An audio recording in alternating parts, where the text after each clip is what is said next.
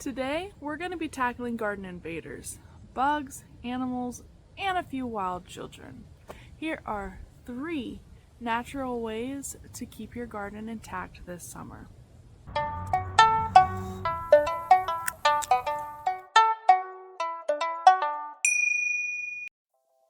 Gardening is one of the most rewarding hobbies, but it's also one of the most frustrating when you spend weeks nurturing your plants only to have them become an all you can eat buffet for pests.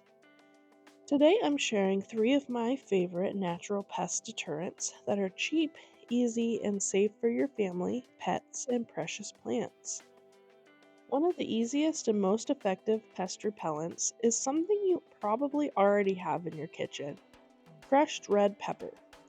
You can grab a big container from your grocery store, Sam's Club, Costco, or even by hoarding a few packets from your favorite pizza place. I stock up with a giant shaker from Sam's because it's super cheap and lasts a lot longer. Here's why it works. Crushed pepper has capsaicin in it that irritates the bug or animal that comes into contact with it. Capsaicin is what gives peppers that spicy taste. Personally, I also tend to stay away from it in my food. Crushed pepper can repel a number of pests in the garden, including squirrels, rabbits, rodents, deer, aphids, spider-man spiders, and a few other sneaky little creatures. You can also use black pepper or chili powder if that's what you have. Anything spicy does the trick. If you raise chickens, good news. They are totally unaffected by capsaicin. You can safely use pepper around them without any worry. However, your dogs and cats, not so much. Pepper can irritate them, so be mindful of where you sprinkle it. A few cons to be aware of. 1. You'll need to reapply after heavy watering or rain because the potency fades.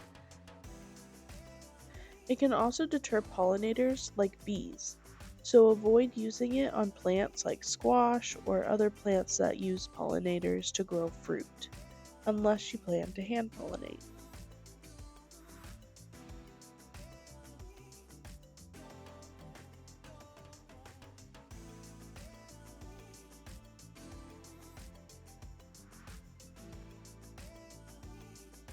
Next up, a pest repellent you literally grow yourself: human hair. Normally, I grab hair out of our hairbrushes and sprinkle it around the garden like some kind of weird fairy godmother. But a few weeks ago, my 4-year-old decided that she needed a new look and gave herself a makeover under the guest bed. Instead of crying, okay, maybe a little crying, we swept up all her hair, cut it up even more, and tossed it straight into the garden beds. Now she's growing her hair back and keeping animals away from my tomatoes. Win-win. Here's why hair works. The scent of human hair tricks animals like deers, rabbits, and even some insects into thinking a person is nearby.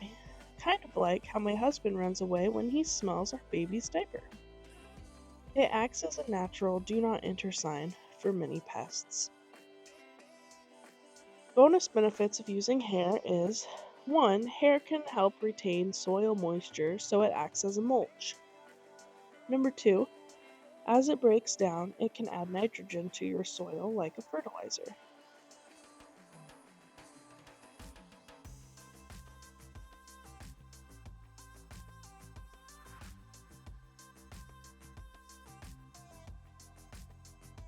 Alright, now it's time to brew up a little magic potion, as my daughter likes to call it. It's actually a homemade peppermint spray that smells amazing to us, but terrible to your pests. There's actually several different ingredients you can add to this mixture that people really swear by, but to make my concoction, you'll need water, a few drops of liquid dish soap, and a few drops of peppermint oil.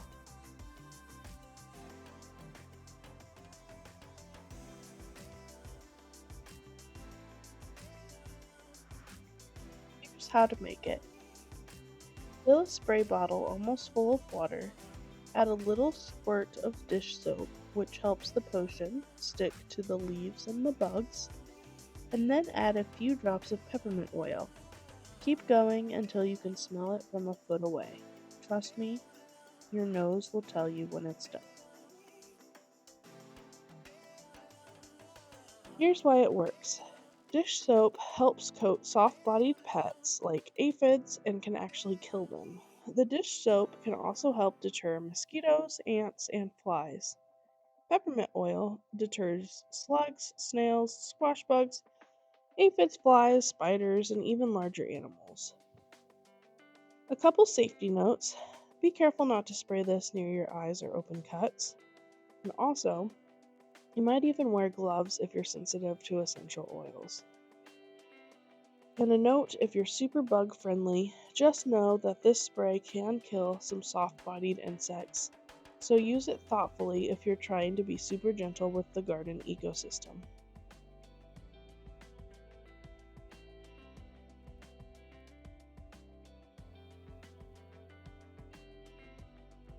And finally, for the biggest, the boldest, garden pest of them all, wild children.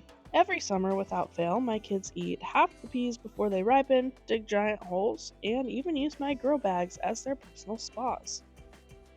If you have any secrets for protecting your garden from tiny humans, drop them in the comments. Please, for the love of cucumbers. Thanks so much for gardening with me today. If you learned something new, or if you just feel better knowing that you're not the only one battling rogue toddlers and squirrels, like this video, subscribe to the channel, and share it with a fellow gardener who could use a little natural pest control help. And always remember to just grow it.